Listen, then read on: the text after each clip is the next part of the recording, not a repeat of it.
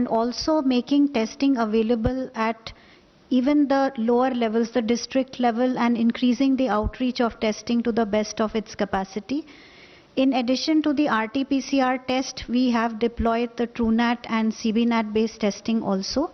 And moving a step forward, very recently ICMR also has validated and approved the use of a rapid antigen point of care test, which is now validated, recommended for use, and is also being used now in the containment zones of various states as well as in the hospitals. So with this, we really hope to follow the approach of test, track and treat, because if we take this testing to the grassroots level, the number of individuals, infected individuals, mild symptomatic or even asymptomatic individuals that you'll be able to catch really increases. And this is likely to catch individuals in the early stage of infection and also lower the burden on hospitals.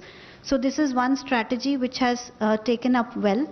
We also came up with advisories, revised advisories on testing, which was loaded up on ICMR website on 25th of June. And subsequently, we also have come up with a very explicit advisory on the use of antibody-based IgG assays, which are recommended as a surveillance tool.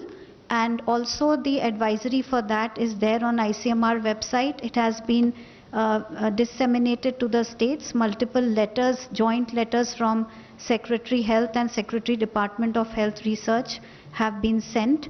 And the other step that ICMR has very recently taken up for increasing the testing is that all the NABH hospitals and the NABL approved labs, as well as all the government hospitals, have been approved for conducting the antigen-based test.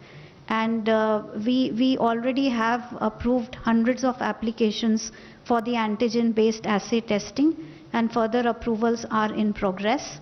And also the initial criteria of ICMR was that all the private labs who are intending to undertake COVID-19 testing, they were supposed to submit a NABL accreditation certificate, completed one.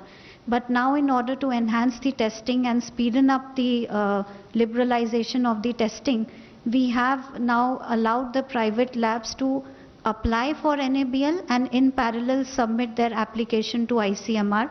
We give them a 1 month time period in which they can complete the NABL accreditation and submit their completed accreditation to us. So these are quite a few steps that we have taken. The ramping up of number of labs is happening at a very fast pace. As I speak today, we have 1132 labs which are operational, including CBNat and TrueNat labs also, and more are in pipeline through various efforts of ICMR as well as the mentor institutions which have been identified in centers of excellence. So that effort is ongoing. Our number of tests have increased, and on an average we are testing more than 2.6 lakhs of samples per day, and that we hope to see a further rise by the use of the antigen tests.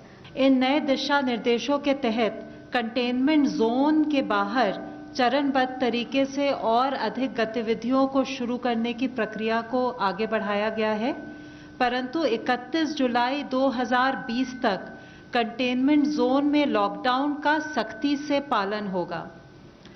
अब लगभग सभी आर्थिक गतिविधियों को अनुमति प्रदान की गई है, इसलिए राष्ट्रीय दिशा निर्देशों का अनुपालन बहुत ही आवश्यक हो गया है, जैसे कि मास्क पहनना, सोशल डिस्टेंसिंग का पालन करना, सार्वजनिक स्थानों पर थूकने, शराब या तंबाकू के सेवन की मनाही इत्यादि। गृह मंत्रालय लगातार दिशा निर्देशों के अनुपालन की नियमित रूप से निगरानी रख रही है। जहां कोई भी समस्या आती है या दिशा निर्देशों के उल्लंघन के बारे में रिपोर्ट मिलती है, उसे तुरंत ही संबंधित राज्य के साथ साझा किया जाता है और आवश्यकता पड़ने पर गृह मंत्रालय द्वारा उचित कार्रवाई करने के लिए राज्यों को परामर्श या निर्देश भी दिए जाते हैं। देश की राजधानी दिल्ली और एनसीआर क्षेत्र में कोविड-19 की स्थिति में सुधार के लिए गृह मंत्रालय द्वारा उच्च स्तर पर नियमित रूप से संबंधित राज्यों के साथ बैठक की जा रही है। एनसीआर क्षेत्र में संगठित प्रयास द्वारा ही हम कोविड-19 के विरुद्ध प्रभावी ढंग से कार्यवाही करने में सफल हो सकते हैं।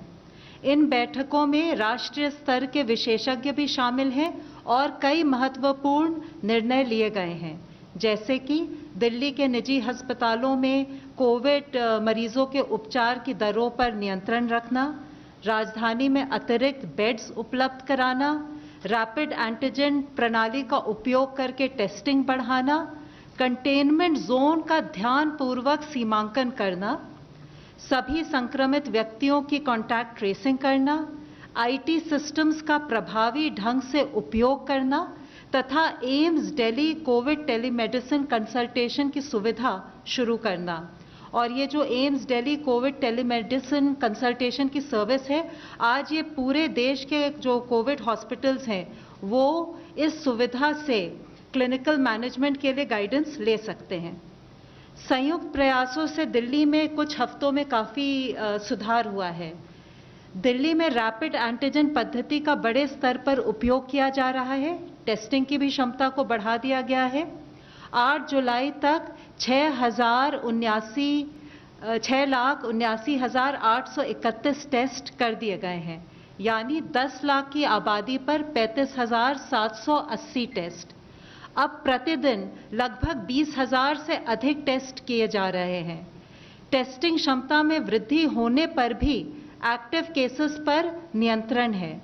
9 जुलाई को दिल्ली में लगभग 23,452 एक्टिव केसेस हैं। रिकवरी रेट 72% से अधिक है।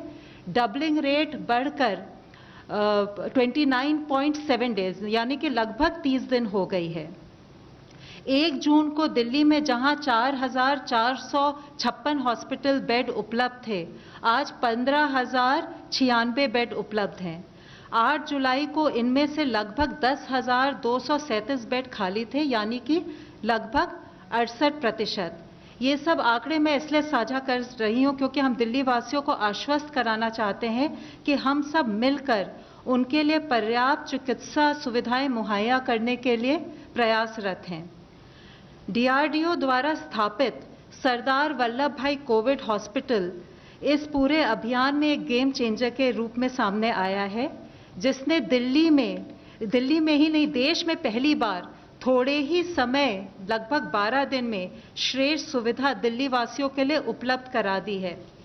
सरकार की ओर से हम फिर से DRDO, आर्म्ड फोर्सेस और निजी क्षेत्र के जो प्रमुख योगदानकर्ता थे उनकी तरफ अपना आभार प्रकट करते हैं। राधा स्वामी सत्संग, भारतीय तिब्बत सीमा पुलिस और दिल्ली सरकार ने मिलकर जो 10,000 बेड वाले कोविड केयर सेंटर को क्रियान्वित किया है, वो भी इस विशाल स्तर पर एक बहुत ही अनूठा और देश का सर्वप्रथम प्रयास रहा है।